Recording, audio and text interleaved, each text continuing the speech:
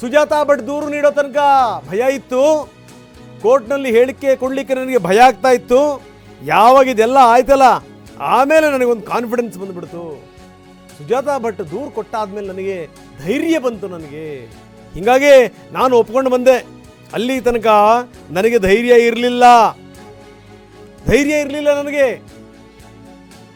SIT ಮುಂದೆ ಈತ ಹೇಳ್ತಾನೆ, ಸುಜಾತಾ ಭಟ್ ದೂರು ಕೊಡೋ ತನಕ ನನಗೆ ಅಷ್ಟಾಗಿ ಧೈರ್ಯ ಇರಲಿಲ್ಲ. ಆಕೆ ದೂರು ಕೊಟ್ಟಾದಮೇಲೆ ನನಗೆ ಭಯ ದೂರ ಆಗಿತ್ತು. ನಾನೂ ಕೂಡ ಹೇಳಬಹುದು ಅಂತ ನಿರ್ಧಾರ ಮಾಡಿದೆ. ಯಾಕಂದರೆ ಅಷ್ಟರಲ್ಲಿ ಒಂದಷ್ಟು ಧೈರ್ಯ ಬಂದಿತ್ತು ನನಗೆ. ಇದು ಈ ಮಾತನ್ನು ನಾನು ಹೇಳಿರೋದು. ಸುಜಾತಾ ಭಟ್ ದೂರು ಕೊಡೋ ತನಕ ಇವನಿಗೆ ಅಳುಕಿತ್ತು, ಅಂಜಿಕೆ ಇತ್ತು, ಭಯ ಇತ್ತು, ಆತಂಕ ಇತ್ತು. ಯಾವಾಗ ಸುಜಾತಾ ಭಟ್ ಕಂಪ್ಲೇಂಟ್ ಕೊಟ್ಟರಲ್ಲ, ಅರೆ ಇಲ್ಲ ಇದು ಇಷ್ಟು ಸಲೀಸು ಆಗಿಬಿಡುತ್ತೆ ಅಂತ ಅಂದ್ಕೊಂಬಿಟ್ಟ ಅವನು. ಬಹಳ ಸಲೀಸು ಅಂದ್ಕೊಂಬಿಟ್ಟ ಅವನು. ಹೀಗಾಗಿ ಒಂದು ನಿರ್ಧಾರ ಮಾಡ್ದ, ಇಲ್ಲ ನಾನು ಹೇಳಿಬಿಡ್ಬೇಕು ಅಂತ. ಇವರೆಲ್ಲರೂ ಕೂಡ ತಲೆ ತುಂಬಿದ್ರು. ಅದನ್ನು ಹೇಳು, ಇದನ್ನು ಹೇಳು, ನೀನು ಲೀಗಲ್ ಇದ್ದಿದ್ದನ್ನು ಕೂಡ ಇಲ್ಲೀಗಲ್ ಅಂತ ಹೇಳು. ಇದು ಸಂಗತಿ. 2023ರಲ್ಲಿ ಒಂದು ಗುಂಪು ಬರುತ್ತೆ, ಅವನಿಗೆ ತಲೆ ತಿಕ್ಕುತ್ತೆ, ಅವನ್ನ ಕರ್ಕೊಂಬರುತ್ತೆ, ಅವನ ಕೈನಲ್ಲಿ ಬುರುಡೆ ಕೊಡುತ್ತೆ. ಇವನು ಬುರುಡೆ ತಗೊಂಬಂದು ಇವನು ಬುರುಡೆ ಬಿಡ್ತಾನೆ. ಇದು ಬುರುಡೆ ಕಥೆ. ಇದು ಸಂಪೂರ್ಣ ಕಥೆ ಮತ್ತು ಕಥಾನಕ ಬುರುಡೆ ಕಥೆ, ಯಾವುದೇ ಡೌಟ್ ಇಲ್ಲ. ಬುರುಡೆ ಕಥೆನೇ ಇದು. SIT ಮೂಲಗಳು ತುಂಬ ಸ್ಪಷ್ಟವಾಗಿ ಟಿವಿನಲ್ಲಿ ಹೇಳಿವೆ. ಇದರ ಹಿಂದಿರುವಂಥದ್ದು ಪಕ್ಕಾ ಬುರುಡೆ ಕಥೆ. ಅಂದರೆ ಇದೆಲ್ಲವೂ ಕೂಡ ಪೂರ್ವ ನಿರ್ಧಾರಿತ. ಇದೆಲ್ಲವೂ ಕೂಡ ಏನು ಅಂತಂದ್ರೆ ಅವನಿಗೆ ಪಾಠ ಹೇಳಿಕೊಟ್ಟಿರುವಂಥದ್ದು, ಅವನಿಗೆ ಬಯಹಾಟ್ ಮಾಡಿಸಿರೋದು, ಗಿಳಿಪಾಠ ಜೊತೆಗೆ ಏನು ಅಂದರೆ ಆ ಮೂಳೆನೂ ಕೊಟ್ಟಿರೋದು. ಎಲ್ಲ ಕೊಟ್ಟಾದ ಮೇಲೆ ತಗೊಂಬಂದು ಬಾರಪ್ಪ ಹಿಂಗೆ ಹೇಳಿ ನೀನು ಅಂತ. ಸುಜಾತಾ ಕಂಪ್ಲೇಂಟ್ ಕೊಡೋ ತನಕ ಇವನಿಗೆ ಅಷ್ಟಾಗಿ ಧೈರ್ಯ ಇರಲಿಲ್ಲ. ಯಾವಾಗ ಆಕೆ ಕಂಪ್ಲೇಂಟ್ ಕೊಟ್ಟರಲ್ಲ ಇವನಿಗೂ ಕೂಡ ಧೈರ್ಯ ಬಂತು. ನಾನು ಕೂಡ ಈ ಕತೆ ಪುಂಖಾನುಪುಂಖವಾಗಿ ಬುರುಡೆ ಕತೆ ಬಿಟ್ಬಿಡ್ಬೋದು ಅಂತ. ಹೀಗಾಗಿನೇ ಈ ಬುರುಡೆ ಕತೆ ಇಲ್ಲಿ ತನಕ ಬಂದು ನಿಂತಿದೆ. ನಮ್ಮ ಕ್ರೈಮ್ ಹೆಡ್ ಕಿರಣ್ ಈಗ ನಮ್ಮೊಂದಿಗೆ ನೇರ ಸಂಪರ್ಕದಲ್ಲಿದ್ದಾರೆ. ಕಿರಣ್, ಭಾಳ ಗಮನಿಸಬೇಕಾದಂಥ ಸಂಗತಿ, ಬುರುಡೆಯ ಹಿಂದಿನ ಸತ್ಯ ಸಂಗತಿ ಏನು ಅನ್ನುವಂಥದ್ದು ಈಗ ಅನಾವರಣ ಆಗ್ತಾ ಇದೆ. ಬುರುಡೆಯ ಹಿಂದಿನ ಕತೆ ಸಂಪೂರ್ಣ ಬುರುಡೆ. ಇದು ಬುರುಡೆ ಕಥೆ ಅನ್ನುವಂಥದ್ದು ಸ್ಪಷ್ಟವಾಗಿ ಗೊತ್ತಾಗಿದೆ. ಇಲ್ಲಿ ಹಲವಾರು ಪ್ರಶ್ನೆಗಳು ಬರ್ತವೆ ಕಿರಣ್. ಇಲ್ಲಿ 2023ರಲ್ಲಿ ಈ ಪುಣ್ಯಾತ್ಮನನ್ನು ಚೆನ್ನೈನಿಂದ ಕರ್ಕೊಂಬಂದಂಥವ್ರು ಯಾರು? ತಮಿಳುನಾಡಿನಿಂದ. ಯಾರ್ಯಾರ ಗುಂಪಲ್ಲಿದ್ದರು? ಯಾರ್ದಾದರೂ ಬಗ್ಗೆ ಹೇಳಿದಾನ ಇವನು? ಜೊತೆಗೆ ಈ ಮೂಳೆ ಗೀಳೆ ಕೊಟ್ಟು ಹೋಗಿ ಕಂಪ್ಲೇಂಟ್ ಮಾಡುವಂತಂದ್ರಲ್ಲ, ಅದನ್ನು ಹೇಳ್ಕೊಟ್ಟಿರುವಂಥವ್ರು ಯಾರು? ಯಾವ್ಯಾವ ಸಂಗತಿಗಳನ್ನು ಇವನು ಹೇಳಿಸ್ಕೊಂಡ? ಇವನೇನು ಅಷ್ಟು ದಡ್ಡನ ಹಾಗಾದರೆ ಬಂದು ಹೇಳೋಕ್ಕೆ? ಯಾಕೆ ಬಂದು ಈ ರೀತಿ ಕಂಪ್ಲೇಂಟ್ ಕೊಟ್ಟ? ಏನಿದು ಬುರುಡೆ ಕಥೆ? ಈಗಾಗಲೇ ದೂರುದಾರ ಮಾಸ್ಕ್ ಮ್ಯಾನ್ SIT ಪೊಲೀಸರ ಮುಂದೆ ಕಳೆದ ವಾರ ಇಂಟ್ರಾಗೇಷನ್ನಲ್ಲಿ ಸಂದರ್ಭದಲ್ಲಿ ಕೆಲವೊಂದಷ್ಟು ಮಾಹಿತಿಯನ್ನು ಹೇಳಿದ್ದಾನೆ. ತನ್ನನ್ನು ತಪ್ಪೊಪ್ಪಿಗೆ ಕೂಡ ಆತ ಮಾಡ್ಕೊಂಡಿದ್ದಾನೆ. ಮುಖ್ಯವಾಗಿ ಆತ 2014 ನಂತರ ಏನು ಇಲ್ಲಿ ಕೆಲಸ ಮಾಡ್ತಾ ಇದ್ದ ನಂತರ ಹೋಗಿ ತಮಿಳುನಾಡಲ್ಲಿ ಇರ್ತಾನೆ. ಒಂದು ಗುಂಪು ಹೋಗಿ ಆತನನ್ನು ಭೇಟಿ ಮಾಡ್ತಾರೆ, ಆತನನ್ನು ಕನ್ವಿನ್ಸ್ ಮಾಡ್ತಾನೆ. ಬಟ್ ಆತ ಕನ್ವಿನ್ಸ್ ಆಗೋದಿಲ್ಲ.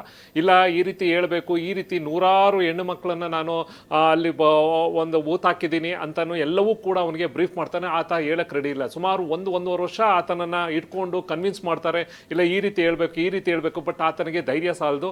ಅದಕ್ಕೆ ಸಂಬಂಧಪಟ್ಟಂತೆ ಇಲ್ಲ, ನಾನು ಹೇಳಕ್ಕೆ ಹೋಗಲ್ಲ, ನಾನು ಏನು ಹಿಂದೆ ಕೆಲಸ ಮಾಡ್ತಾ ಇದ್ದೆ ಒಂದು ಗ್ರಾಮ ಪಂಚಾಯತಿಯಲ್ಲಿ ಧರ್ಮಸ್ಥಳದಲ್ಲಿ, ಹೆಣ ಉಳುವಂಥದ್ದು ಯಾವ್ದಾರ ಒಂದು ಲೀಗಲ್ ಆಗಿ ಬರುವಂಥ ಏನು ಬಾಡಿಗಳಿರುತ್ತೆ ಅದಕ್ಕೆ ಸಂಬಂಧಪಟ್ಟಂತೆ ಪೊಲೀಸ್ ಇರ್ಬೋದು, ಜೊತೆಗೆ ಗ್ರಾಮ ಪಂಚಾಯತಿ ಎಲ್ಲವೂ ಕೂಡ ಅವ್ರದ್ದು ಅನುಮತಿ ಆದ ನಂತರ, ಅಂದರೆ ಎಷ್ಟೋ ಜನ ಅಲ್ಲಿ ಧರ್ಮಸ್ಥಳದಲ್ಲಿ ಸಾಯಕ್ಕೆ ಅಂತಲೇ ಬರ್ತಾರೆ, ಮೋಕ್ಷ ಸಿಗುತ್ತೆ ಅನ್ನೋತಾನೆ ಬರ್ತಾರೆ. ಕೆಲವೊಂದಷ್ಟು ಬಾಡಿಗಳು ಎಲ್ಲೋ ಬಿದ್ದಿರುವಂಥದ್ದು ನೇತ್ರಾವತಿ ನದಿಯಲ್ಲಿ ಅಲ್ಲಿ ಬಂದು ಬೀಳುವಂಥದ್ದು, ಆ ಥರ ಬಾಡಿಗಳಿರ್ಬೋದು. ಕೆಲವೊಂದು ಆತ್ಮಹತ್ಯೆ ಮಾಡ್ಕೊಂಡಿರ್ಬೋದು ಅಲ್ಲಿ. ಆ ಒಂದು ಬಾಡಿಗಳನ್ನ ಅದಕ್ಕೆ ಸಂಬಂಧಪಟ್ಟಂತೆ ಆತ ಲೀಗಲ್ ಆಗಿ ಊತಾಕ್ತಾ ಇರುವಂಥದ್ದು ಇದೆಲ್ಲವೂ ಗೊತ್ತಿರುವಂಥದ್ದೇ. ಇದ್ರ ಮಧ್ಯೆ ಕೂಡ ನೂರಾರು ಜನನ ಹೆಣ್ಮಕ್ಳನ್ನ ಇದಕ್ಕೆ ಸಂಬಂಧಪಟ್ಟಂತೆ ಯಾವುದೋ ಒಂದು ಗಾಡಿ ಬರುತ್ತೆ, ಅವರು ಡೈರೆಕ್ಷನ್ಸ್ ಕೊಡ್ತಾರೆ, ಅದ್ರ ಮೇಲೆ ನಾನು ಊತಾಕ್ತಾ ಇದ್ದೆ, ಈ ಥರದ್ದೆಲ್ಲವೂ ಕೂಡ ಒಂದು ಕತೆಗಳನ್ನ ಒಂದಷ್ಟು ಗುಂಪು ಆತನಿಗೆ ಫೀಡ್ ಮಾಡಿರ್ತಾರೆ. ಅದನ್ನೇ ಆತ ಅದಕ್ಕೂ ಕೂಡ ಆತನಿಗೆ ಧೈರ್ಯದಿಲ್ಲ, ಜೊತೆಯಲ್ಲೇ ಇಟ್ಕೋತಾರೆ, ಅವ್ರನ್ನ ಕನ್ವಿನ್ಸ್ ಮಾಡ್ತಾರೆ. ಅವರು ಏನು ಅಲ್ಲೇ ಇಟ್ಕೊಂಡು ಸಾಕಷ್ಟು ಬ್ರೀಫ್ ಮಾಡ್ತಾರೆ ಆತನಿಗೆ, ಈ ರೀತಿ ಮಾತಾಡೋ, ಈ ತರ ಒಳ್ಳೇದಾಗುತ್ತೆ ಹಾಗೆ ಹೀಗೆ ಅಂತ ಎಲ್ಲವೂ ಕೂಡ ಆತನಿಗೆ ಅದನ್ನು ಕೂಡ ಆತ ಹೇಳ್ಕೊಂಡಿದ್ದಾನೆ. ಜೊತೆಗೆ ಯಾರ್ಯಾರು ಏನೇನು ಮಾಡಿದ್ರು ಅನ್ನೋದನ್ನು ಕೂಡ ಯಾವ ಥರ ಹೇಳ್ಕೊಟ್ರು ಅನ್ನೋದನ್ನು ಕೂಡ SIT ಮುಂದೆ ಆತ ಹೇಳಿದ್ದಾನೆ. ನಂತರ ಕೊನೆಗೆ ಆತನಿಗೆ ಧೈರ್ಯ ಮಾಡ್ದಲ್ಲ ಇದೊಂದು ನಾವು ಶುರು ಮಾಡ್ತೀವಿ, ಇದೊಂದು 2 ತಿಂಗಳಿಂದ ಏನು ಡ್ರಾಮಾ ಆಗ್ತಾ ಇತ್ತು ಇವತ್ತು ಆ್ಯಕ್ಚುಲಿ ಅದು ಕ್ಲೈಮ್ಯಾಕ್ಸ್ಗೆ ಅಂತಾನೆ ಹೇಳ್ಬೋದು.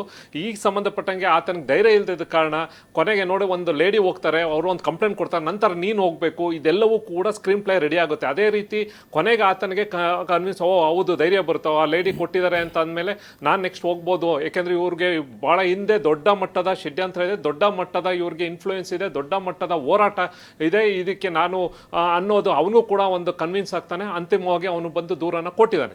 ಈಗ SIT ಮುಂದೆ ಒಂದಷ್ಟು ಅರ್ಧ ಆತನ ಹೇಳಿದ್ದಾನೆ, ಕೆಲವೊಂದಷ್ಟು ತಪ್ಪುಗಳನ್ನ ಒಪ್ಕೊಂಡಿದ್ದಾನೆ. ಆದರೆ SIT ಪೊಲೀಸರು ಇನ್ನು ಮುಂದೆ ಆತನನ್ನು ಇಂಟ್ರಾಗೇಷನ್ ಮಾಡಬೇಕು ಅಂದರೆ ಸರ್ಕಾರದಿಂದ ಅನುಮತಿ ಬೇಕು. ಅದಕ್ಕಿಂತ ಮುಂಚೆ ಇನ್ನೊಂದು 2-3 ಪಾಯಿಂಟು ಆತ ಹೇಳಿರುವಂಥದ್ದು ಇದೆ, ಅದನ್ನು ಮುಗಿಸಿ ಈತನನ್ನು ರಿವರ್ಸ್ ಇನ್ವೆಸ್ಟಿಗೇಷನ್ ಅಂದರೆ ಈಗ ಯಾರು ದೂರುದಾರನ್ನ ಅವನ್ನೇ ಇನ್ವೆಸ್ಟಿಗೇಷನ್ ಮಾಡುವಂಥದ್ದನ್ನ ಅವನ್ನೇ ಎನ್ಕ್ವೈರಿ ಮಾಡುವಂಥ ಕೆಲಸವನ್ನು SIT ಪೊಲೀಸರು ಮಾಡಬೇಕಾಗಿದೆ. ಈಗ ಫಸ್ಟು ಅವನು ಇನ್ನೊಂದು 2-3 ಪಾಯಿಂಟ್ ಇದೆ, ಬಹುಶಃ ಈ ಒಂದು ಸೆಷನ್ ಶುಕ್ರವಾರ ಆದ ನಂತರ 2-3 ಪಾಯಿಂಟಲ್ಲಿ ಅದನ್ನು ತೆಗಿತಾರೆ, ಅವನು ತೋರಿಸಿರುವಂಥದ್ದು ಡಿಗ್ ಮಾಡ್ತಾರೆ. ನಂತರ ಆತನ ರಿವರ್ಸ್ ಒಂದು ಏನು ಇನ್ವೆಸ್ಟಿಗೇಷನ್ ಆತನನ್ನು ಎನ್ಕ್ವೈರಿ ಮಾಡೋದು, ಯಾಕೆಂದರೆ ಆತ ಇಲ್ಲಿವರೆಗೂ ಹೇಳಿರುವಂಥದ್ದು ಕಂಪ್ಲೀಟ್ ವಿಡಿಯೋ ರೆಕಾರ್ಡಿಂಗ್ ಕೂಡ ಇದೆ, ಅದಕ್ಕೆ ಸಂಬಂಧಪಟ್ಟಂತೆ ಸರ್ಕಾರಕ್ಕೂ ಕೂಡ ಗಮನಕ್ಕೆ ಬಂದಿದೆ. ಇನ್ನು ಉಳಿದಂತೆ ಯಾರ್ಯಾರು ಏನು ಅವರ ಪಾತ್ರ ಏನು, ಇದಕ್ಕೆ ಸಂಬಂಧಪಟ್ಟಂತೆ ಇಷ್ಟೊಂದೆಲ್ಲ ಷಡ್ಯಂತ್ರ ರೂಪಿಸೋಕ್ಕೆ ಯಾರ ಕೈವಾಡ ಇದೆ ಎಲ್ಲವನ್ನೂ ಕೂಡ ಆತ ಬಿಟ್ಟಿದ್ದಾನೆ. ಇನ್ನೂ ಕೂಡ ಫರ್ದರ್ ಎನ್ಕ್ವೈರಿ ಮಾಡಬೇಕು, ಬರೀ ಅವಂದೇ ಅಲ್ಲ ಅವ್ರ ಮನೆಯವ್ರನ್ನ ಎನ್ಕ್ವೈರಿ ಮಾಡಬೇಕು, ಜೊತೆಗೆ ಇನ್ನು ಯಾರ್ಯಾರ ಹೆಸರು ಹೇಳಿದಾನೆ ಅವ್ರನ್ನೂ ಕೂಡ ಎನ್ಕ್ವೈರಿ ಮಾಡಬೇಕು. ಅವೆಲ್ಲವೂ ಕೂಡ ಒಂದಷ್ಟು ಟೈಮ್ ಆಗುತ್ತೆ. ಆಮೇಲೆ ಜೊತೆಗೆ ಸರ್ಕಾರದಿಂದ ಆಮೇಲೆ ಇವ್ರಿಗೂ ಕೂಡ ಒಂದಷ್ಟು ಪೇಪರ್ ವರ್ಕ್ ಮಾಡಬೇಕಾಗುತ್ತೆ. ಇಲ್ಲಿವರೆಗೂ ಕೂಡ ಏನು ಒಂದು ಡಿಗ್ ಮಾಡಿದ್ರು ಅದಕ್ಕೆ ಸಂಬಂಧಪಟ್ಟಂತೆ ಕೆಲವೊಂದಷ್ಟು ರಿಪೋರ್ಟ್ಗೆ ವೆಯ್ಟ್ ಮಾಡ್ತಾ ಇದ್ದಾರೆ. ಬಹುಶಃ ಈ ವೀಕಲ್ಲಿ ಆ ರಿಪೋರ್ಟ್ಗಳು ಬರ್ತವೆ, ಫೋರೆನ್ಸಿಕ್ ಲ್ಯಾಬ್ದ ರಿಪೋರ್ಟ್ಗಳು ಬರ್ತವೆ. ಇನ್ನು ತೆಗೆದಿರುವಂಥದ್ದನ್ನ ಅವು ಕೂಡ ಪೇಪರ್ ವರ್ಕ್ ಬೇಕು, ನಾಳೆ ದಿನ ಕೋರ್ಟ್ ಕೇಳಿದಾಗ ಎಲ್ಲವನ್ನೂ ಕೊಡಬೇಕು. ಹಾಗಾಗಿ ಇವರು ಕೂಡ SIT ಅವರಿಗೆ ಟೈಮ್ ಬೇಕಾಗುತ್ತೆ. ಇದು ನಂತರ ಅವರು ಉತ್ತರ ಕೊಟ್ಟ ನಂತರ ಮುಂದಿನ ವಾರ ಮುಂದೇನೀಗ ಇವನು ಇಷ್ಟೊಂದೆಲ್ಲ ಕಟ್ಟುಕತೆಗಳನ್ನು ಹೇಳ್ದ, ನಿಂತಲ್ಲಿ ಆ ಕಡೆ ತೋರಿಸ್ತಾ ಈ ಕಡೆ ತೋರಿಸ್ತಾ ಗಿರಿಗಿರಿ ಅಲ್ಲಾಡಿಸ್ಬಿಟ್ಟ ಬಿಡಿ ಒಂದು ಲೆಕ್ಕದಲ್ಲಿ. ಇವನು ಹೇಳ್ದಂಗೆ ಅವರು ಕೂಡ ಕುಣಿದ್ರು ಅಧಿಕಾರಿಗಳು, ಅದು ಬೇಕಿತ್ತೇನೋ ಗೊತ್ತಿಲ್ಲ, ಪ್ರಶ್ನೆ ಬೇರೆ.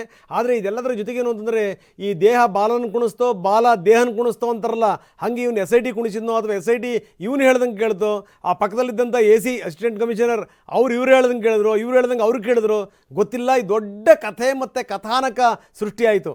ಇವೆಲ್ಲವೂ ಕೂಡ ಸುಳ್ಳು ಅನ್ನೋದಾದರೆ ಮುಂದೇನು? ಈಗ ದೂರನ್ನು ಕೊಟ್ಟಿದ್ದಾನೆ, ಕೋರ್ಟ್ಗೆ ಹೋಗಿದ್ದಾನೆ, ಒಂದು ಸ್ಟೇಟ್ಮೆಂಟನ್ನು ಕೂಡ ಕೊಟ್ಟಿದ್ದಾನೆ. SITನೂ ಕೂಡ ಸರ್ಕಾರ ರಚನೆ ಮಾಡಿದೆ, ಅದಕ್ಕೆ ಸಂಬಂಧಪಟ್ಟಂತೆ ಪ್ರಣವ್ ಮೊಹಂತಿಯನ್ನು ಮುಖ್ಯಸ್ಥನಾಗಿ ಮಾಡಿದ್ದಾರೆ, ಒಂದು ಟೀಮನ್ನು ಕೂಡ ಮಾಡಿದ್ದಾರೆ. ಈಗ ಆತ ಹೇಳುವಂಥ ಜಾಗಗಳನ್ನ ಎಲ್ಲವೂ ಕೂಡ ತೋರಿಸಿದ್ದಾರೆ. ಆದರೆ ಈಗ ಅವರ ಕೆಲಸವನ್ನು ಮುಗಿಸಿದ್ದಾರೆ. ನಂತರ ಈಗ ರಿವರ್ಸ್ ಇನ್ವೆಸ್ಟಿಗೇಷನ್ ಆಗಬೇಕು, ಯಾಕೆಂದರೆ ಅವನಿಗೆ ಹೇಳಿದಂಗೆ 106 ಅಂತ ಅಂದರೆ ಎಲ್ಲೂ ಕೂಡ ಸಿಕ್ಕಿಲ್ಲ. ಸಿಕ್ಕಿರೋದು ಅವನು ತಗೊಬಂದಂಥ ಒಂದು ಬುರ್ಡೆ, ಅದು ಕೂಡ ಪುರುಷಂದಂತ ಆಗೋಗಿದೆ. ಮತ್ತೆ 6ನೇ ಸ್ಪಾಟಲ್ಲಿ ಸಿಕ್ಕಿದಂಥದ್ದು ಕೂಡ ಅದು ಕೂಡ ಒಂದು ಭಾಳಷ್ಟು ವರ್ಷಗಳ ಹಿಂದೆ ಅಂತ ಹೇಳಿದ್ರೆ ಅದು ಕೂಡ ಪುರುಷನದ್ದು ಅಂತ ಆಗಿದೆ. ಮತ್ತೊಂದು ಬಾಡಿ 11ನೇ ಸ್ಪಾಟಲ್ಲಿ ಸಿಕ್ಕಂಥದ್ದು ಕೂಡ ಅದು ನೆಲದ ಒಳಗಡೆ ಇರಲಿಲ್ಲ, ನೆಲದ ಮೇಲೆ ಯಾರೋ ಆತ್ಮಹತ್ಯೆ 1 ವರ್ಷದ ಹಿಂದೆ ಆಗಿರುವಂಥದ್ದು. ಹಾಗಾಗಿ ಆತ ಹೇಳಿರೋದಕ್ಕೆ ಅಲ್ಲಿ ಇರುವಂತ ರಿಯಾಲಿಟಿ ಕೂಡ ಸಾಕಷ್ಟು ವ್ಯತ್ಯಾಸ ಇರೋದ್ರಿಂದ ಬಹುಶಃ ಮುಂದಿನ ವಾರ ರಿವರ್ಸ್ ಇನ್ವೆಸ್ಟಿಗೇಷನ್ ಆಗುತ್ತೆ, ಕಂಪ್ಲೇಂಟ್ ಕೊಟ್ಟವನ ವಿರುದ್ಧ ಮತ್ತೆ ಅವರು ತನಿಖೆಯನ್ನು ಮಾಡಕ್ಕೆ ಧನ್ಯವಾದ. ಥ್ಯಾಂಕ್ ಯು ವೆರಿ ಮಚ್ ತಮ್ಮೆಲ್ಲ ಮಾಹಿತಿಗೆ. ಯಾವಾಗ 30 ಪಾಯಿಂಟ್ಗಳಲ್ಲಿ 300 ಹೆಣಗಳು ಅನ್ನಲ್ಲ, ಅವಾಗಲೇ ಗೊತ್ತಾಗಬೇಕಾಗಿತ್ತು ಇದು ಕಟ್ಟುಕತೆ, ಇದು ಬುರುಡೆ ಕತೆ ಇದು ಅಂತ. ನೋಡಿ, ಇದೆಲ್ಲ ವಿವರಗಳನ್ನು ಇಟ್ಕೊಂಡು ಪ್ರಣವ್ ಮೊಹಂತಿ ಗೃಹ ಸಚಿವ ಪರಮೇಶ್ವರ್ ಅವರನ್ನ ಭೇಟಿ ಮಾಡಿದ್ದಾರೆ. SIT ಮುಖ್ಯಸ್ಥ ಪ್ರಣವ್ ಮೊಹಂತಿ ಸಚಿವರನ್ನ ಭೇಟಿ ಮಾಡಿದ್ದಾರೆ. ಎಲ್ಲ ವಿವರಗಳನ್ನು ಕೂಡ ಹೇಳಿದ್ದಾರೆ. ಯಾಕಂದರೆ ಈ ಸದನದಲ್ಲಿ ಏನಾದರೂ ಸ್ಟೇಟ್ಮೆಂಟ್ ಕೊಡೋದಕ್ಕಿಂತ ಮೊದಲು ಎಲ್ಲ ವಿವರಗಳು ಗೊತ್ತಿರಬೇಕಲ್ಲ ಗೃಹ ಸಚಿವರಿಗೆ ಪಾಯಿಂಟ್ ವಿವರಗಳನ್ನು ಕೊಟ್ಟಿದ್ದಾರೆ. ಇದರ ಹಣೆ ಬರಹ ಇಷ್ಟಿದೆ ನೋಡಿ ಅಂತ. ಈ ಬುರುಡೆ ಕಥೆನೂ ಕೂಡ ಹೇಳಿರಬೇಕು. ಯಾರಿಲ್ಲಿ ಮೂರ್ಖರಾದಂಥವರು, ಯಾರನ್ನು ಮೂರ್ಖರನ್ನಾಗಿ ಮಾಡಿದ್ರು ಒಂದು ಗುಂಪು ಸೇರಿಕೊಂಡು, ಎಷ್ಟರ ಮಟ್ಟಿಗೆ ಇಡೀ ಕ್ಷೇತ್ರಕ್ಕೆ ಮಸಿ ಬೆಳಿಬೇಕು ಅಂತ ಪ್ರಯತ್ನ ಮಾಡ್ತು. ಜನ ಪ್ರತಿಭಟನೆಗಳಿದ್ದರು, ಪ್ರತಿಭಟನೆಗೆ ಜನ ಮಾತಾಡಿದ್ದಾರೆ. ಕೇಳಬೇಕು ಒಂದೊಂದು ಕಥೆನ ಮಂಗಳಾರತಿ ಎತ್ತಿದ್ದಾರೆ. ಅಂದರೆ ಯಾವ ಸುಳ್ಳನ್ನು ಬೇಕಾದರೂ ಕೂಡ ನೀವು 100 ಸರಿ ಹೇಳಿ ಸತ್ಯ ಮಾಡ್ಬೋದು. ಹಾಗಾದರೆ 3 ಜನ ಇಲ್ಲಿ ಮೂರ್ಖರಾಗ್ಬಿಟ್ರಲ್ಲ, ಇಲ್ಲಿ ಯಾರು ಜವಾಬ್ದಾರಿ? ಇಡೀ ಸರ್ಕಾರ, SIT, ಸಮಾಜ, 3 ಜನರನ್ನ ಮೂರ್ಖರನ್ನಾಗಿ ಮಾಡುವಂಥ ಒಂದು ಪ್ರಯತ್ನ ಆಯ್ತಲ್ಲ. ಯಾರು ಜವಾಬ್ದಾರಿ ಇದಕ್ಕೆ? ಈಗೇನೀಗ